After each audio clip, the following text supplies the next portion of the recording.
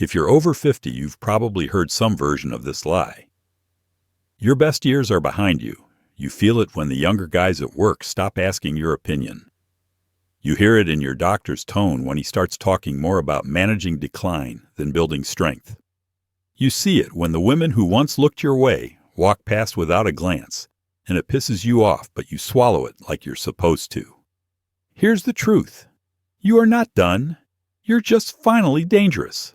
Because for the first time in your life, you've got the experience, the lessons, the scars, the insight, and most of all, you've run out of time to waste. This isn't a motivational speech. It's a call to arms. Not to fight the world, but to claim your final form. Because while the world worships youth, Stoicism teaches something deeper. The older you get, the more unshakable you must become. So let's talk about what that looks like in action. Not theory, not philosophy in robes. Real-life wisdom for men who refuse to go quietly. Let's begin. 1. The power of stillness. Why the power of stillness? Older men hold the real leverage. Young men run toward everything. Money, women, validation, fast cars, louder voices, social media likes. It's chaos disguised as ambition. But an older man, he learns the art of stillness. Stillness is not passivity. It's controlled power. It's knowing that 90% of what most people chase doesn't matter, and the other 10% can't be bought. When you're still, you stop leaking energy, trying to fix everyone, impress strangers, or be liked. You move from reaction to presence. Ever watch an older lion in the wild? He doesn't chase. He waits, because he knows exactly when to strike and when to stay quiet. As a man over 50, you hold that same potential. You don't need to be the loudest in the room. You just need to stand like someone who's seen death and didn't flinch. Stillness becomes your gravity. It draws people, and women respect power, because people sense something deeper in you. A man who survived unapologetic masculinity himself. 2. Unapologetic masculinity. Let the world call it intimidating.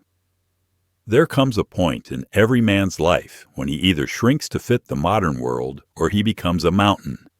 People learn to walk around. You don't owe softness to anyone. You don't owe political correctness to people who haven't lived a day of your life. This culture wants older men to apologize for being masculine, for being direct, for having standards, for not bending to every emotional wave. But guess what? Your unapologetic energy, your too much presence, is exactly what a softening world needs. You don't have to shout. You don't have to argue. You just have to exist without folding. Start taking up space again. Sit with your legs wide. Speak slowly and clearly. Hold eye contact until the other person breaks. You're not mean. You're not toxic. You're masculine, and that is rare now, which means it's valuable. Don't bore your nature to make others feel safe. Stand tall. They'll reclaiming discipline. Adjust. 3. Reclaiming discipline. How the second half becomes your prime. They say men peak in their 30s. That's false. Most men peak whenever they decide to master themselves. Your 60s can be your prime, but only if you return to discipline. Discipline isn't about military routines. It's about dignity. Wake up and move your body. Eat like your future depends on it, because it does. Stop outsourcing your mental clarity to the news or cheap dopamine. Start every morning with stillness, a journal, a walk, a cold shower. Not because it's trendy, but because your time is now currency. Spend it wisely. You want vitality back. Train your body again. You want clarity. Stop consuming trash content and start building your cathedral of thought. The older you get, the more your actions echo. You're not just living, you're leaving behind a blueprint. Leave a strong one. The woman question. 4. The woman question. Why you stop chasing and start attracting. You might notice something after 50. The chase gets old. The games get boring. You no longer want to impress. You want to be met. And here's the paradox. The moment you stop chasing women is the moment you start attracting them, not the flaky kind. Not the ones who want status or sugar daddies, but the rare woman who sees your quiet power and leans in. This only happens when you stop living on the outside. Women are drawn to self-contained men, men who don't need their approval, men who are whole. So stop trying to be younger. Stop dressing like you're 25. Own the gray. Wear the wisdom. Speak from the chest, not the throat. There's nothing sexier than a man who walks like he's already enough. You're not invisible. You're just finally in a place where you choose what you see.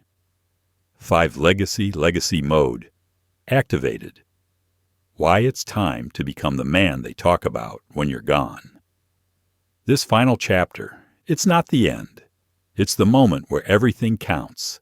The conversations you have, the way you treat the young men around you, the example you set when you think nobody's watching. Most men live to be remembered by a paycheck, a title, or a car. But real legacy lives in the impact you made when no one asked you to. What did you teach? What did you tolerate? Who did you protect? Who did you become? Your legacy isn't a tombstone. It's how people change because they knew you. So start living as the man. They'll quote at your funeral. Be the one whose name gets brought up when younger men ask, "Who showed you how to be a man?" Let the answer be you. You're not past your prime. You are in the age of power where your calm cuts deeper than chaos, where your presence is heavier than any flex. But only if you reclaim it. If you feel this in your bones. If this video reminded you of the strength you forgot you had, type, "I'm not done" in the comments. Let's light a fire under the older generation of men. Because we don't need more noise.